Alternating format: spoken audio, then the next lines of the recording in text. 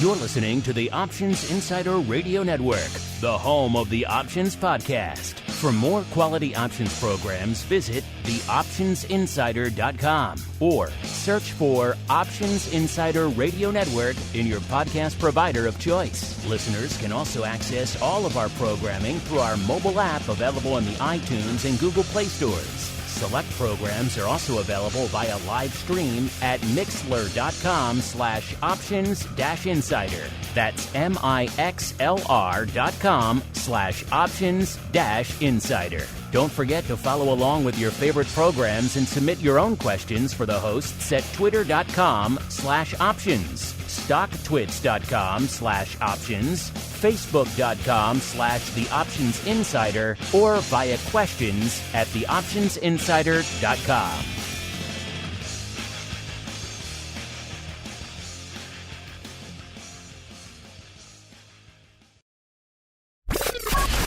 And now, it's time for the show that breaks down the options market from unusual activity alerts to market analysis, strategy overviews, listener questions, and much more. If it involves puts and calls, then our all-star panel will break it down. It's time to hit the Option Block with your host, Mark Longo from the Options Insider Media Group and co-hosts Uncle Mike TOSAW from St. Charles Wealth Management, Mark the Greasy Meatball Sebastian from OptionPit.com, Andrew the Rock Lobster GIOVINAZZI from OptionPit.com, and Henry the FLOWMASTER Schwartz from CBOE.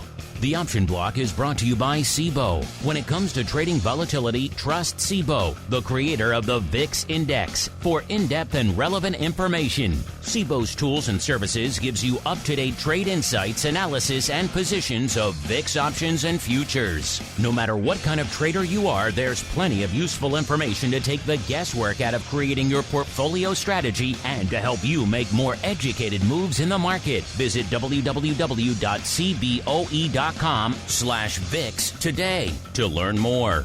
The views expressed herein are those of the speakers and do not necessarily reflect the views of CBOE Global Markets Incorporated or any of its subsidiaries, collectively CBOE. The information provided is for general education and information purposes only. There are important risks associated with transacting in any of the CBOE products or any of the digital assets discussed here. Before engaging in any transactions in those products or digital assets, it is important for market participants to carefully review the disclosures and disclaimers contained at www.cboe.com/US_disclaimers. These products and digital assets are complex and are suitable only for sophisticated market participants. These products involve the risk of loss, which can be substantial and, depending on the type of product, can exceed the amount of money deposited in establishing the position. Market participants should put at risk only funds they can afford to lose without affecting their lifestyle.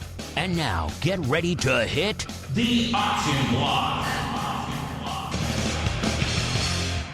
All right, everybody. That music means we are back once again for the Thursday edition of everyone's favorite bi-weekly options program. Yes, it is time once again for the Option Block. My name is Mark Longo from the OptionsInsider.com, as well as from the ever-exciting, at least we tend to think so, Options Insider Radio Network. Remember, if you like what you hear, this show, anything else on the network, throw some stars, a like, a comment, whatever your platform lets you do. It all helps at the end of the day for the new people who are legion, helps those new people continue to discover the content. And of course, if you've been listening for a while, you feel like you're ready to take that next step, turn your options trading up to 11, only one place to go, theoptionsinsider.com/pro.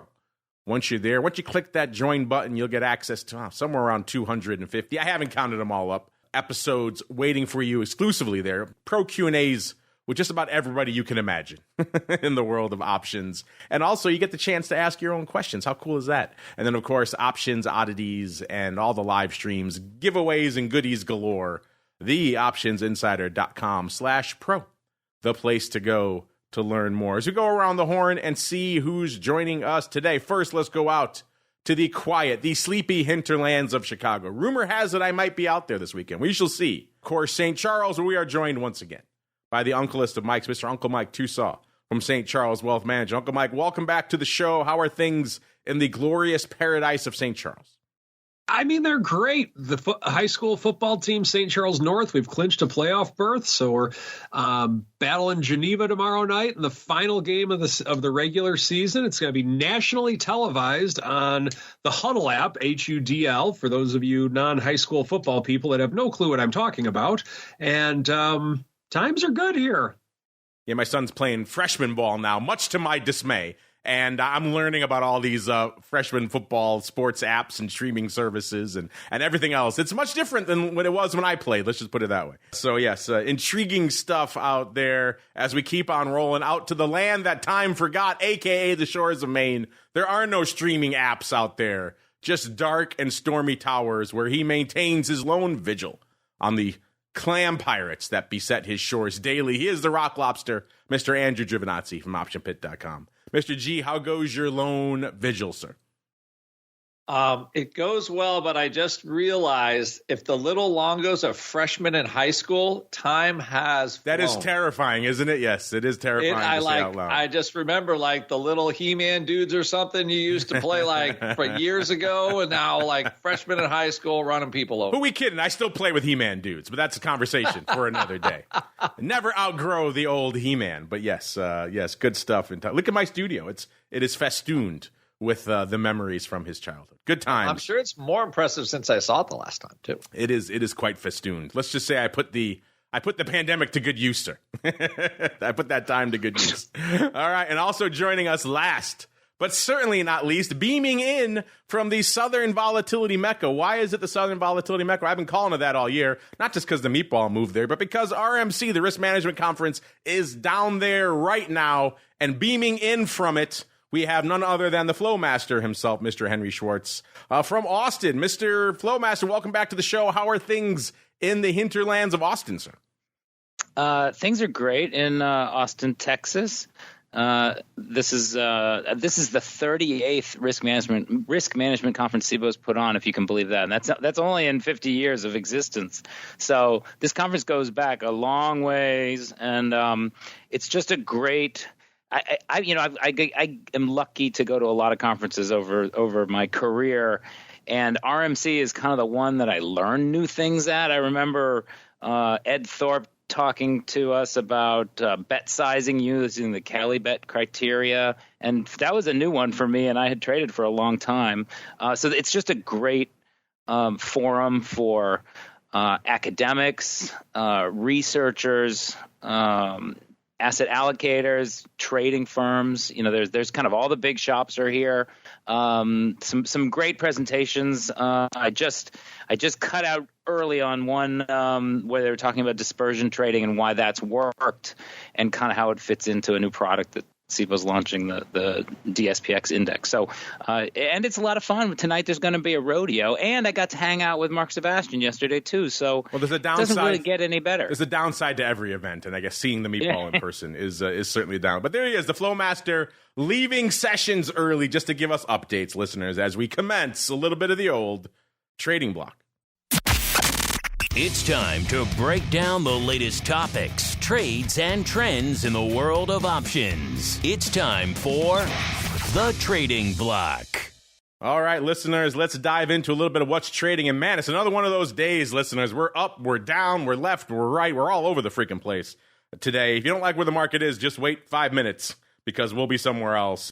Again, we're coming into the start of the show. We're seeing the S&P and most of the major indices back in the green. S&P up a little over 0.4%. In fact, they're all up about 0.4 to 0.45%, pretty much across the board here. That's, of course, after coming in earlier and seeing the S&P selling off and threatening the 4,300 level, getting pretty much to exactly 4,300, and then bouncing, getting right about up to where we are right now again, up to about 4,300, or excuse me, 4,330, 4,335, somewhere in that range. Then Powell starts talking, and of course, everything goes out the window. S&P blows back through 4,300 in the other direction. We were off about 0.5% at that point. Then it seems like maybe it wasn't as hawkish as people first assumed, because we're right back up again, listeners. So the whipsaw is once again in full effect. Where will we be by the end of the show?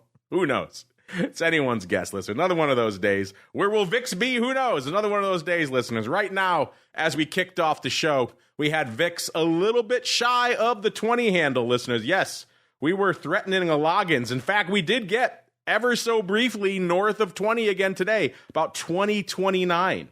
So just a banger day out there, listeners. It was 1980 as we kicked off the show, so an excellent year, an interesting vol level. That puts it up 2.5 points. If we re-rack it right now, of course, we are back down to about a 19 even. Again, that just shows you how much vol is moving today. So that should tell you right away that vol of vol is frothy yet again, back up in triple digits, 104 as we kicked off the show. That puts it up about 6 points from where it was at this time last week. Then we have VXX, our old friend, 2430, up about 0.6 of a point.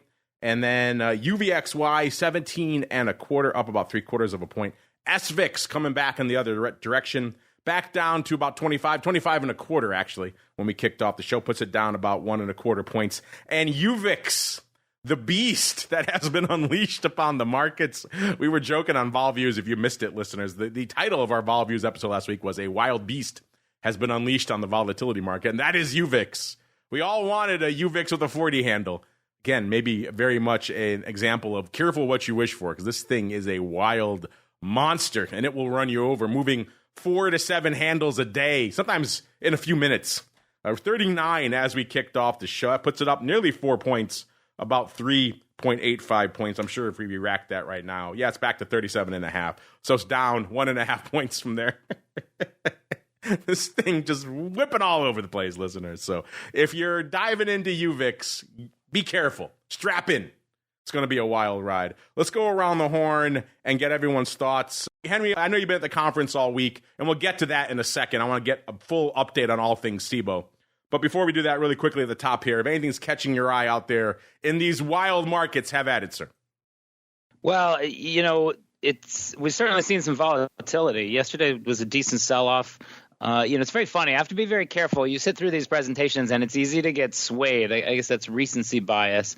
But, there's a lot of there's some doom and gloom out there. And I felt the exact same way after the Volatility Summit in New York, which was about a month ago, where, some people that basically make their living operating hedges and getting allocated some capital for that, they like to focus on the scary things that are going on. So, I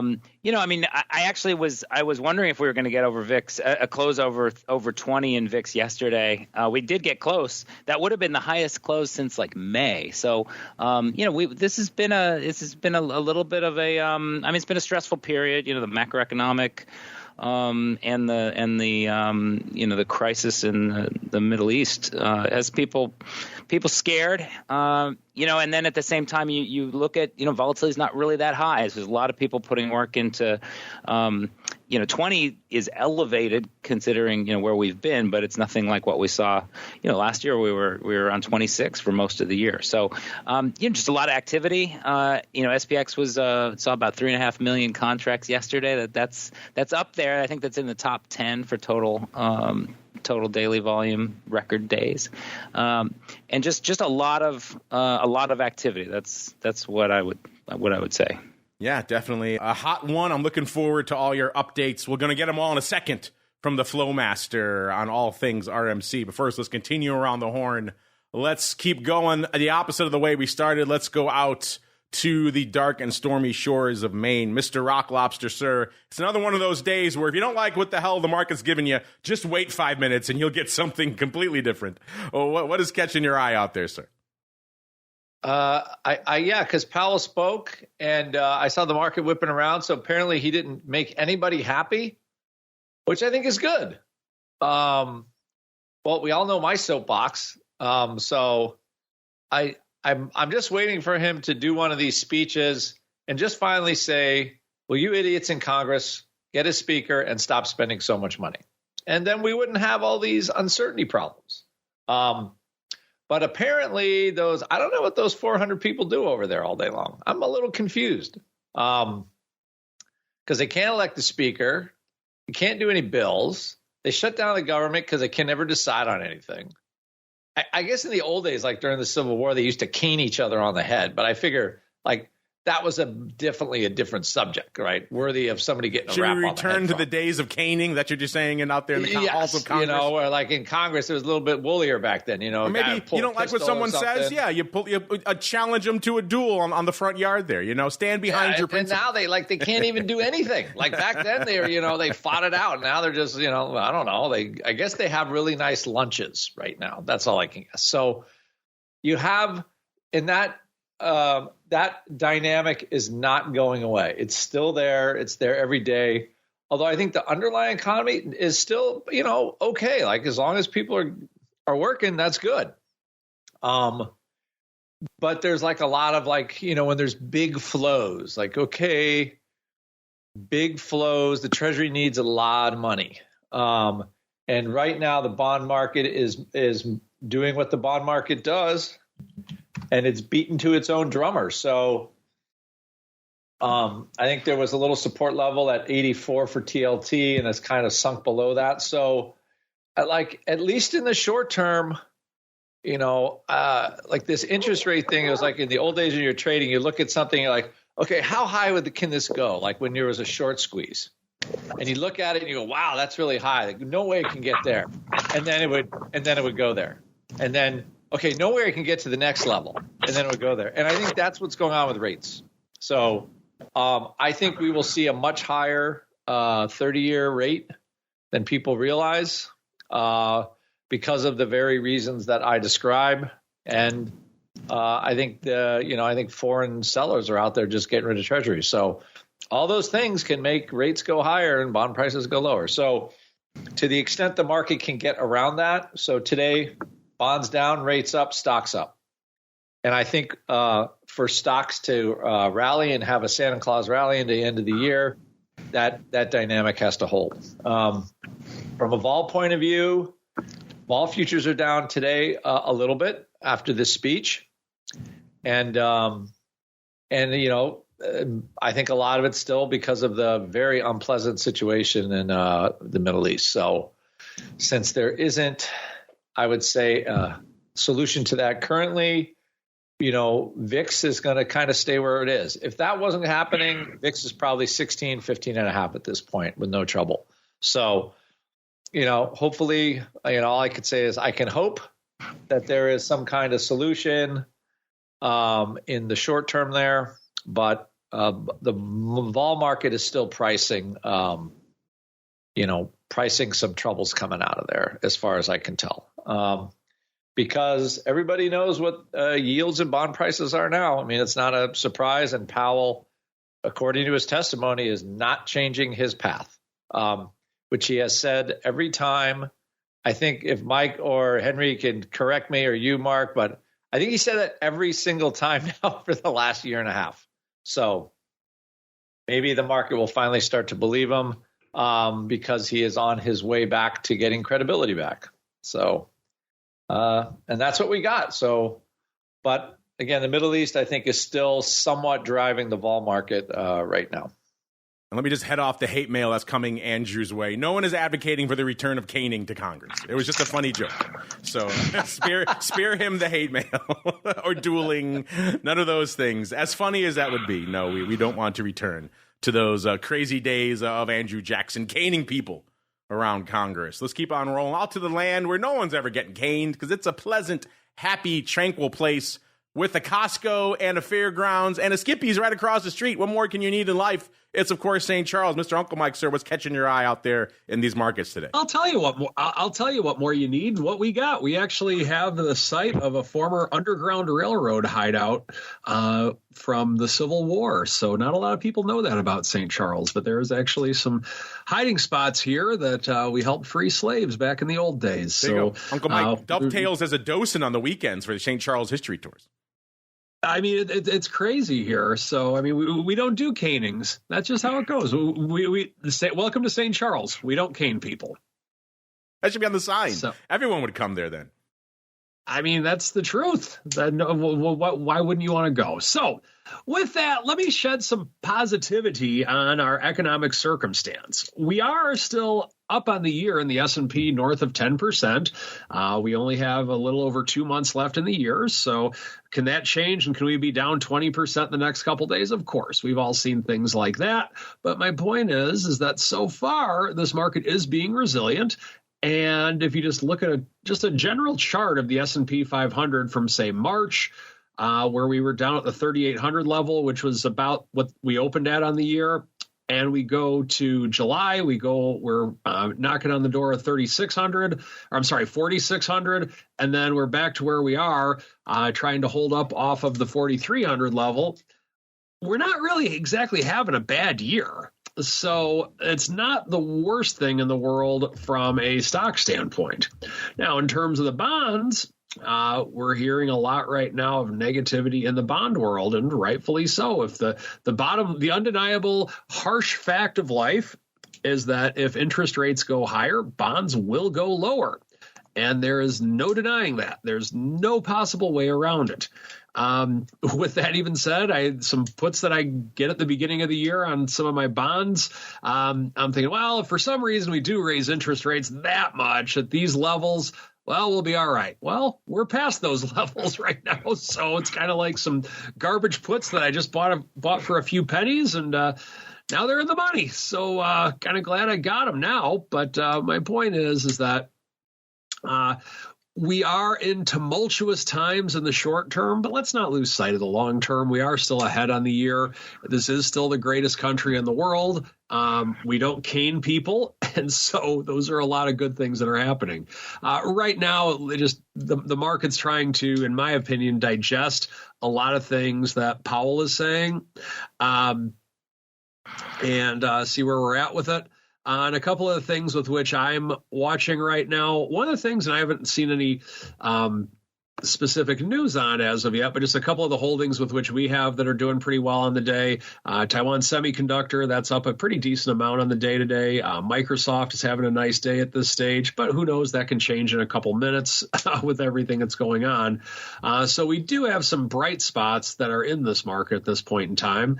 I think I had mentioned on our Monday show that if we don't have technology on board, it is difficult to have a bull run in the stock market. Now, it's possible, of course, but usually it's kind of hard to do. And we do have technology rallying today. It's not a huge amount, but we do have a little bit of a rally in technology. So with that, no question, now is definitely a time to be cautious in this marketplace. However, America is still a wonderful country, and the S&P does still go up over time, at least as of the last 100 years anyway. So I think that those are the bright spots that I'm seeing today, and I haven't run into any duels or canings. We'll see if we can fix that before the end of the show for you, Mr. Uncle Mike. All right, now is the time we have all been waiting for. Mr. Flowmaster, none of us have made it down to Austin except for you, sir. So we are all living vicariously through you, sir. So the floor is yours. Regale us. What are some of your surprises, interesting sessions, and just your overall takeaways from RMC 2023, sir? Sure. So, I mean, we're only halfway through the conference, and there's already been a lot of really interesting things that I've learned. One of the, I guess, most basic is that there was a roundtable on ETFs. And there's basically a shift going on where mutual funds are kind of going to disappear. It may take a while, but all of the innovation and the new activity is taking place in ETFs. Many of them, including optionality, right? We know about the buffer protect type of ETF, which is similar to owning SPY or kind of any ETF you want, but it includes a collar. And so we've seen those, we've seen a huge acceleration of those in the last year or two, but that's really kind of the ETFs are just eating the lunch of the mutual fund industry. There's some tax advantages to ETFs. So that was really kind of dramatic to me to kind of think about how that, mutual funds were kind of, our parents' investment, and now it's ETFs, and there will be thousands of them. Possibly tens of thousands of them, every different kind of style, and then it's a question of how do clients and customers and asset managers kind of figure out what's what. So I thought that was really interesting. Mandy Zhu, who is our strategist, kicked things off actually and pointed out a couple things that I thought were very interesting. And I know you guys talk about VIX and VVIX a lot, but she basically was looking at kind of the increasing leverage that hedge funds are using and how that's impacting VIX volume, right? We see the VIX option volume, it really has ticked back up, pushing, 700, 800,000 contracts a day. But you also can see it in the VVIX, right, in the volatility of the VIX. And that really is Mandy pointed out that a lot of that is coming from the fact that when hedge funds are levering up, they have more to worry about. Actually, average daily volume in VIX nowadays is almost 1 million contracts. So I thought that was also really kind of illuminating. And then those are kind of I don't know, that might be a little bit of a concerning sign, I guess. But then one of the panels this morning or presentations was from John Marshall at Goldman Sachs, and I loved it. It was basically about and it keys on what Andrew and Mike were both just kind of talking about, which is, we have this rising rate environment or at least a high rate environment. And now everybody's trying to figure out how much longer it's going to stay here or if rates are ever going to go down again kind of thing. But John basically pointed out that, when you start to look at the implied volatility and the prices of options out there, you have to kind of think about which stocks do better in higher rate environments, right? Like, some companies, when they have a lot of debt, higher interest rates starts to really, really hurt, right? And basically you can model that into, they have a factor model that basically outputs an expected distribution and then compares that to really what option prices are pricing, whether it's single stocks or the index. And he was actually very it was a little bit bullish. He basically said their model right now is showing that upside calls are a bargain compared to what they believe the distribution actually looks like. So they actually I think most of what I've heard here is concern, as Mike was just saying. It is probably time to be cautious because there's a lot going on, but and the kind of the Magnificent Seven being 33% of the S&P. There's a lot of kind of chatter about how that seems to be a little bit unsustainable. Whether they go down or the rest of the stocks come up, it's kind of weird to have that dominance. And then one last thing that I want to mention is I saw the first piece of research using the VIX 1D as a predictor of one-day actual realized volatility. And so it was pretty exciting. It's a young researcher out of Germany, and he basically took all the VIX 1D history and regressed it against the next day moves. And he was basically able to come up with a kind of a modified VIX 1D approach that involves using the last few days of the market performance and the VIX 1D plus the current VIX 1D index and getting an accurate or a very accurate predictor of realized volatility for the next day. So and that's still kind of early. I gave him some ideas. Some other people I was talking to said, well, maybe you want to look at this. Maybe you want to think about treating the big Fed days and CPI days separately. And so it's just a lot. It's a lot of really interesting discussions, and then also some things that are slightly outside of our comfort zone. I had a nice long talk with somebody about municipal bond trading and how there's some real challenges there, and maybe there's an opportunity for a tradable product that would actually make that asset class easier to access for both institutional and retail traders. So these conferences are always really interesting, and they're a lot of fun.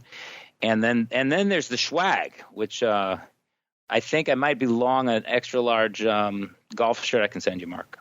There you go. Perfect. I can wear my RMC gear. I can usually, as what always happens with our vault of stuff, we give it away to all of our pro members here. They get covered in swag at the end of the day. But thank you for that update, Mr. FLOWMASTER. Fascinating stuff, as always, out there. If you want even more RMC, I think we're going to get into it again tomorrow.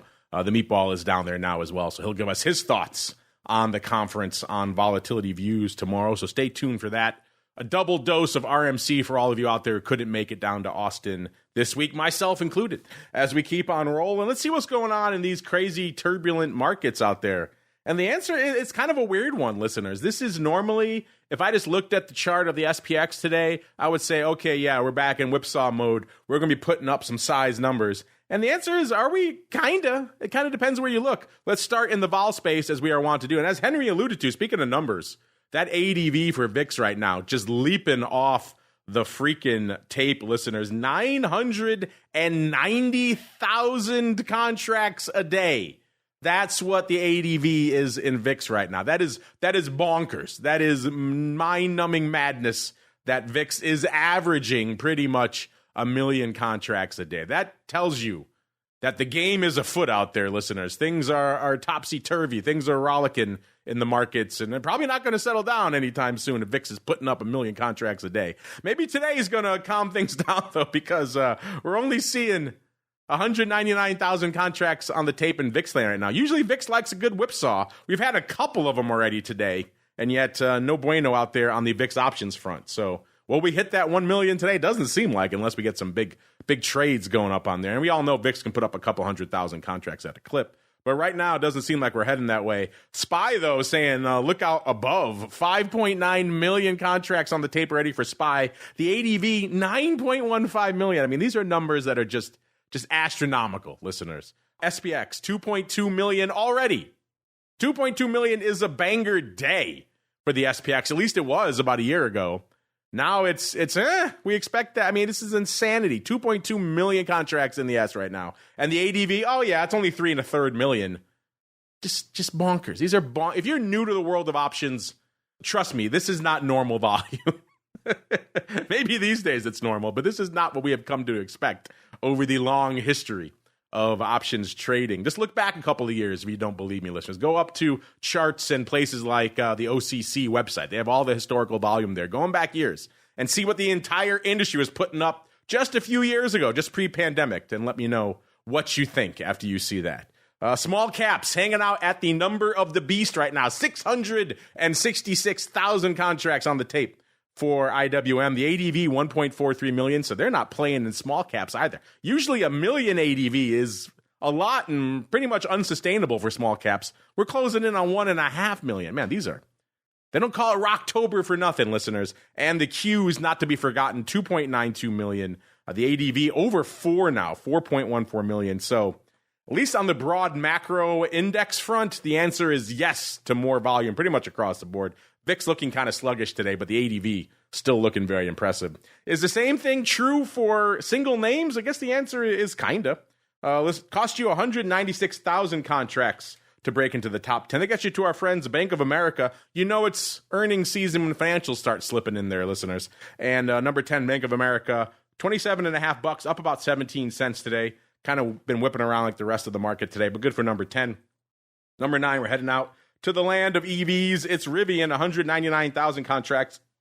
Rivian off about 75 cents, trading right around 17.37 right now. Of course, the big dog in that space, Tesla, coming out with some dire news out there, so taking all the EV names down with it. Number 8, the land of social media and or VR headsets. Yes, it is the artist formerly known as Facebook. Meta, number 8, 199,000 contracts. 314.93, off about exactly $2 right now. This one's been whipping all over the place today as well. So just a rock'em sock'em day out there for Meta. If you liked M-named tech giants, how about number 7, Microsoft, 249,000 contracts.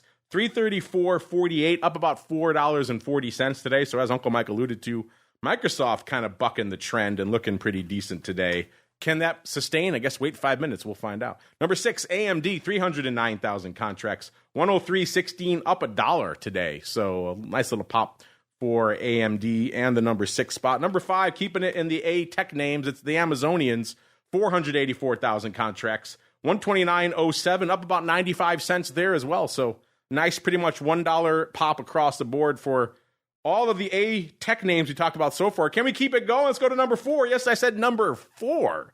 It's Apple. So Apple continuing to get kicked down the list. Only 483,000 contracts on the tape. Apple 177.12, up $1.28, so outpacing the other two, at least from its dollar gains out there today. And again, good for the number 4 spot. Number 3, they used to call him the Widowmaker. Looks like they're popping hard today. Maybe they're the fortune maker today. 401.81. This is Netflix, up $55.62, or a little over 16%. Netflix seems like the only one that has any real pricing power in the online streaming space, and they are taking advantage of it. We're going to have to pay people more, so we're just going to jack up rates yet again after we just did it a few months ago. And apparently the market's like, woohoo, we love it. So off to the races for Netflix. Number 3, keeping it in the end names. Number 2, you know where I'm going, listeners. It's NVIDIA. 730,000 contracts. NVIDIA, $2.84 to the upside. Trading $424.80 right now. Good for the number 2 spot.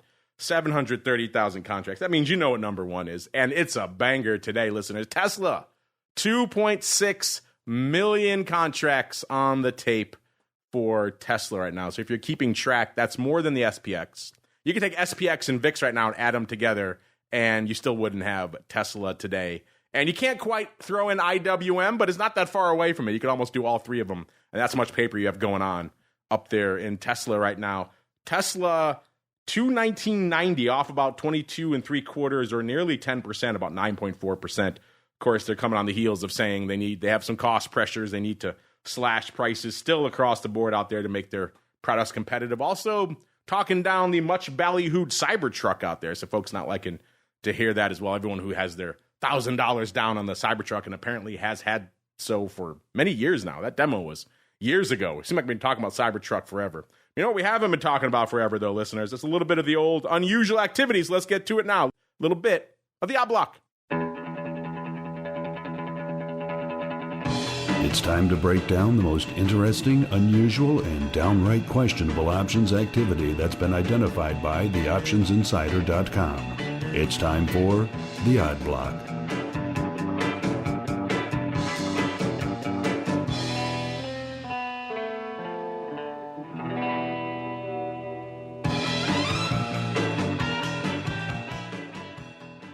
All right, everybody, let's get to it. It's the Thursday edition, so it's time to pick the brain of the FLOWMASTER, see what he saw out there. See, he's not just giving you updates from RMC listeners. He's also still following the flow out. That's how dedicated he is to you, the listeners, at the end of the day. We're going to kick things off in a name we haven't talked about in quite some time, listeners. This is Colgate-Palmolive, ticker symbol CL, trading right around $73.50, up about 40 cents today. On the year, it was 71 3/4 a year ago, so it's up a whopping $1.70 on the year. Looks like the high came in May of $82, pretty much even on May 12th, and the low was just a few weeks ago, $67.62. So in the last couple of weeks, they've had a nice little pop.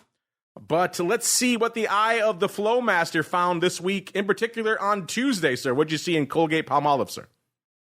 So this one I'll give credit to a friend of mine who works at Susquehanna who's at the conference, and he showed it to me on his phone. He's like, what is this trade? And I said I would dig into it, and I'm still trying to figure out what it is. But in Colgate on Tuesday, 118,000 calls traded versus 2,200 puts. And that's about 85 times the normal call volume in Colgate, which is only 1,300 contracts. And the weirdest thing of all is it crossed a whole bunch of strikes. So it was all May of 2024. It was the 75s, the 72 half calls, the 77s, the 82 halves.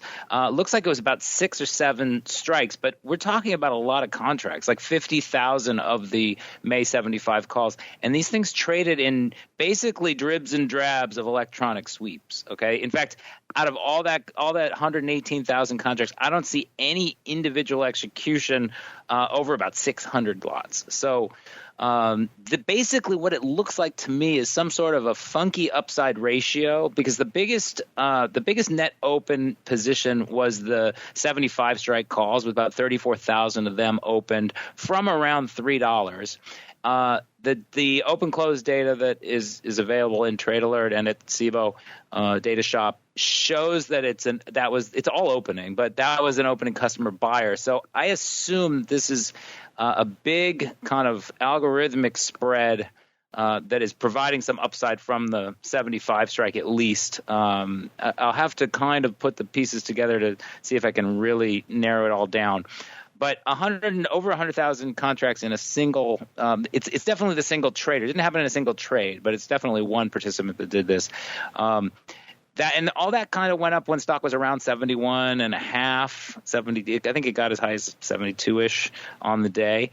And now stock's at 73.50. So, and it goes dividend tomorrow though, 48 cent dividend. So, it's an interesting one. I'm curious to see if my esteemed colleagues can add any light to this. I'm glad you came across one of these this week that kind of flummoxed you, because I saw a couple of things like, not quite to this extent, but they would get flagged by our scans, and I'll look at it and say, okay, maybe we'll talk about this on the show. I'm like, oh, wait a minute. There are way too many moving parts on this for me to I just don't have the time to break all this down. I saw a couple like this week. This one, we weren't looking at it on Tuesday. This one kind of escaped us. So you're right. This is kind of the new trend, Henry. You might have to dig into this, of just size, ridiculous opening paper on a myriad of strikes almost simultaneously. It's like someone has crafted a new chapter in Natenberg of the open it all strategy and for size, because you're right. It's kind of all over the place. It is ex-div, but none of this is div. This is all May. This is not dividend paper. So if it is a div play, then they found a new way to do it, of which I am not familiar. But yeah, I need to sink my 51,000 alone of the May 75s, 16,000 of the May 82 halves, 14,000 of the 77 halves, and so on and so forth, all the way down to the 60s, listeners. So a lot of paper. Mr. Rock Lobster, did you folks check this out this week over there in the land of the pit? And have you seen more of these like I have as well, all of a sudden, these, I guess you can call them mass opening events, sir? It's kind of weird. I mean, it's not a variance swap, but it just has that feel like we're just going to buy everything in a strip, and maybe they got some kind of like super smarty pants hedge thing going on where they, buy kind of all this vanilla, again, just speculating, buying all this sort of vanilla stock juice, and then they maybe short something against it. Maybe it's that Michael Burry guy doing something tricky, because those calls are a lot cheaper than buying stocks. I will note that I'm looking at some of the open interest. And again, the open interest story is always difficult. But the 51,000 opening on the May 75s are now 29,000 with the open interest. So I guess maybe some other things closing, something like that. But yeah, I haven't seen this yet, but I'm surprised, because I do look at a lot of this, a lot of the paper like this. So I have not personally seen just buying everything all at once. It does remind me of when I was a market maker with Citadel coming in and front running the crap out of everybody when they had a huge delta that they took down somewhere. It was always nice that they actually, their little collated server was faster than mine getting to the exchange. So it was always nice being second to them. It was great. Anyway, but it does have this smarty pants flavor about it, I have to say. Yeah, I'm trying to find the other one I just saw that this kind of reminded me of, and for some reason I'm not able to pull it up right now. But I have noticed a few of these, maybe not to this extent, maybe not this much volume. This is a lot of volume, but there have been a few of these now that have come across my radar where I'm just like, wow, I need a half a day to sit down and figure out what the hell all these moving parts are up to. And the fact that they're all opening and all for decent size is equally flummoxing, listeners. So intriguing stuff. Sink your teeth into if you haven't, listeners, because there's a lot of flow here to parse. We can spend the rest of the show on this, but I want to get a few more in with the FLOWMASTER. So let's keep on rolling. Let's keep it in the C names, listeners. Let's go out to Carlyle Group, ticker symbol CG, trading $27.68 right now, off about $1.25 or 4.3% today. On the year, a year ago, it was trading $25.68, it's up about $1.84 or so out there today, or on the year, I should say. So a decent year for them, up 7%. The high came in February 2nd, of course, like the rest of the market. Looks like it was about $38.32. Then they crushed it down to about 25.20, looks like, back in May of this year. Then rallied it again up to about 35, almost $36 in July, before hitting it back down to where it is right now, 27.74. So a lot of upside and downside, kind of hanging out in the lower middle of that range right now. Mr. Flowmaster, what did you notice out there in everyone's new favorite Carlyle group? So this is kind of an interesting one. It's the first trade actually I saw was a December 30 call buyer, about 1,100 times. They paid, or 1,300 times. They paid 81 cents for 1,300 of the D30 calls opening. It printed on CBOE, so I'm able to see that was a customer buyer based on the data.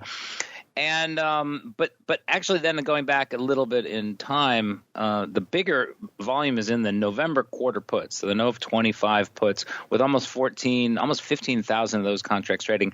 And that's a seller. That's like a 30-cent seller.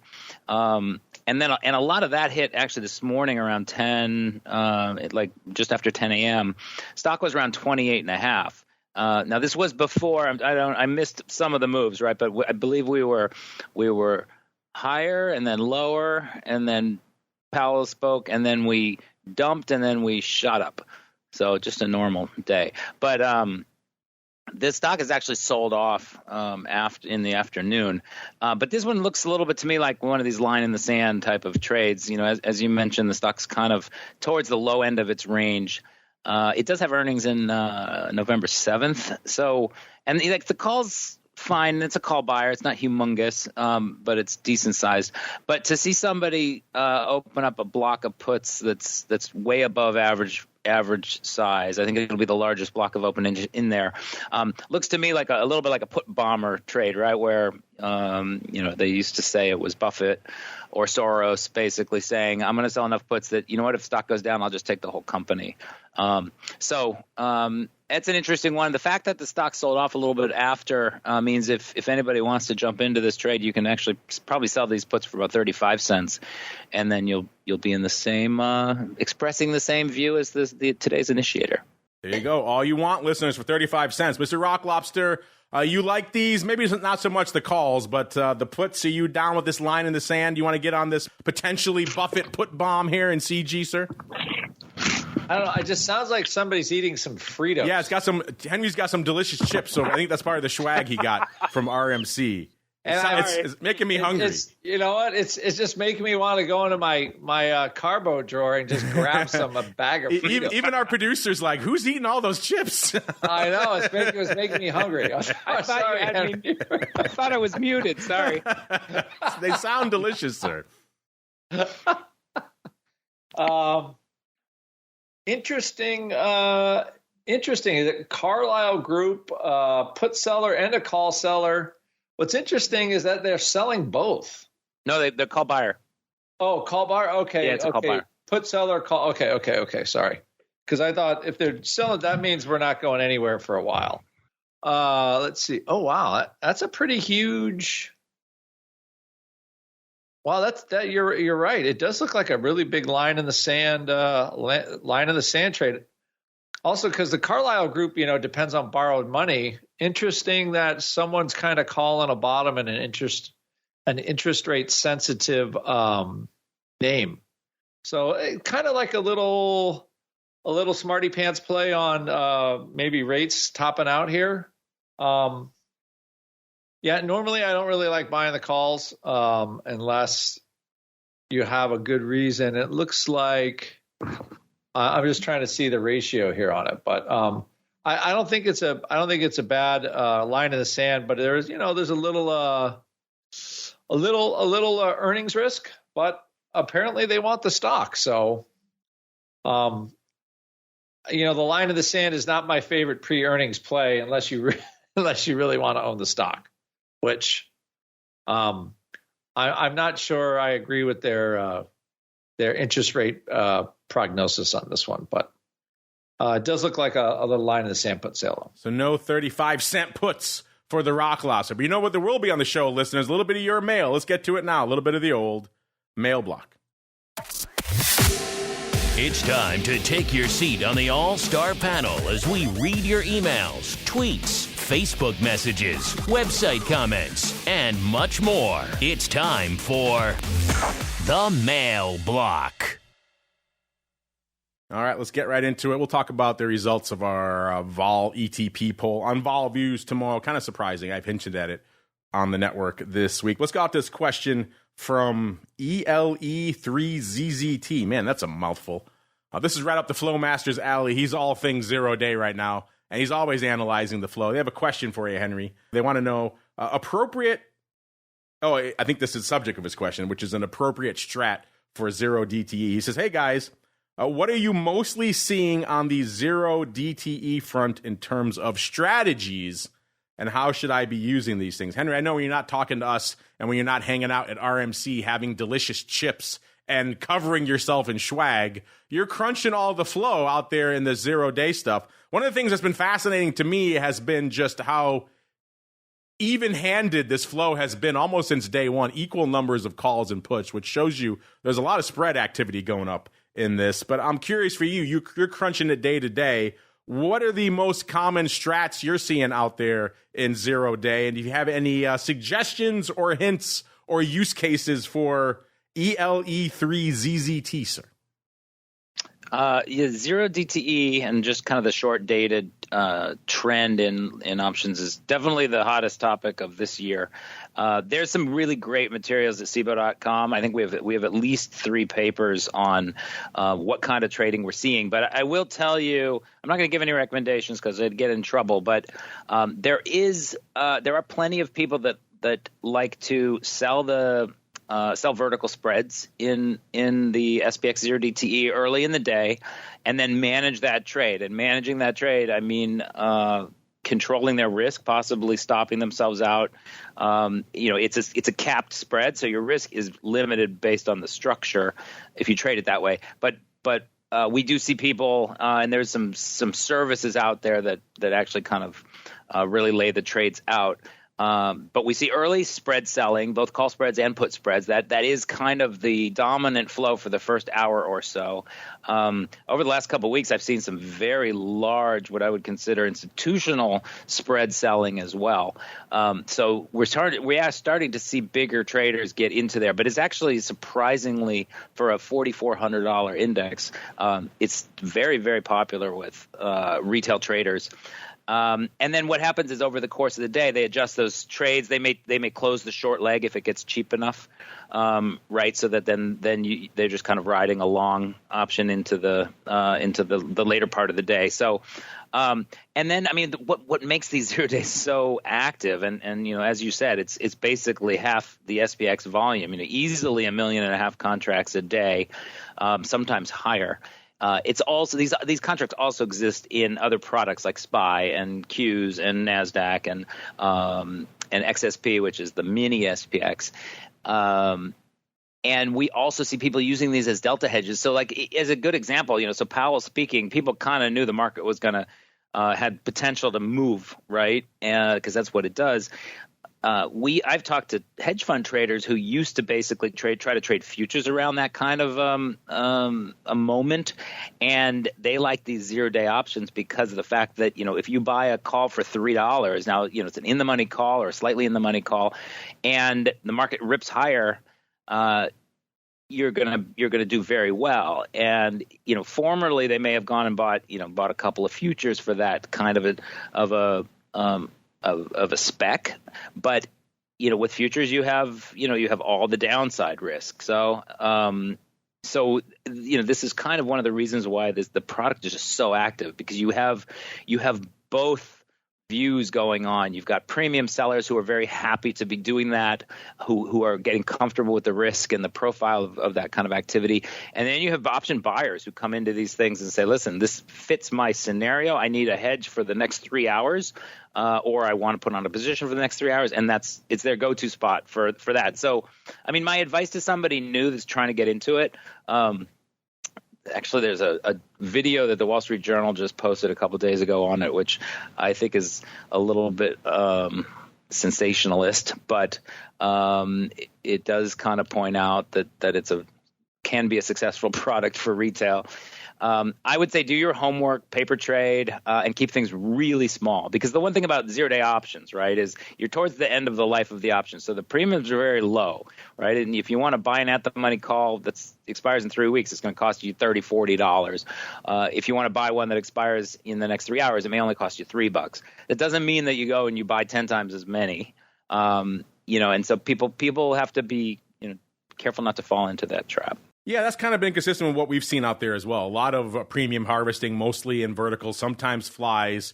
You're right. Wall Street Journal coverage to the side, which makes it sound like everyone's just buying these things all day long for complete lottery scratchers. There is certainly some of that, but the lion's share of what we've seen as well has been a lot of that premium harvesting for the most part, for size through vertical spreads and flies and things like that, and not just your scratchers. Even though there's some of that out there too, but.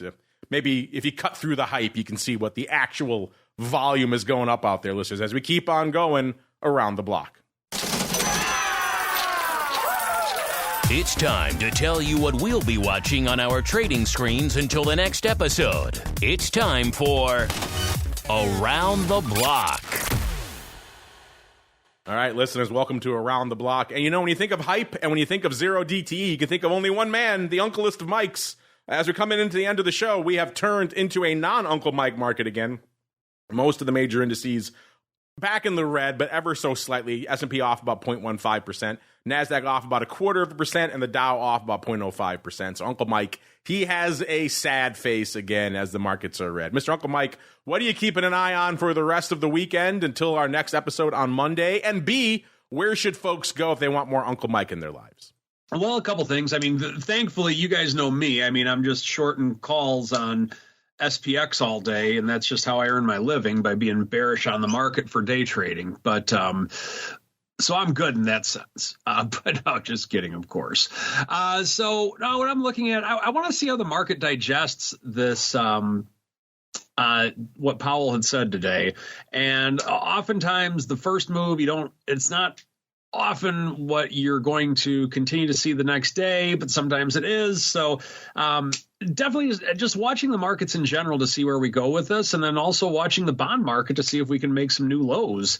It's definitely not a friend of the bulls right now, that is for sure. So watching that, and then if you want to learn a little bit more about what I do as a financial advisor, check out my website, stcharleswealth.com, and you can also follow me on Twitter at Mike TOSAW, TOSAW. Give the man a follow, and I'll give him your regards if I see him out there in the hinterlands, if I do head out there this weekend. Maybe we'll meet up for a delicious Skippy Zero and perhaps a lemonade. stcharleswealth.com, the place to go to learn more. I'm Mr. Rock Lobster, sir. What are you keeping an eye on this week, and where should folks go if they want more Rock Lobster goodness in their lives? I had to say, I am looking at this, the bonds.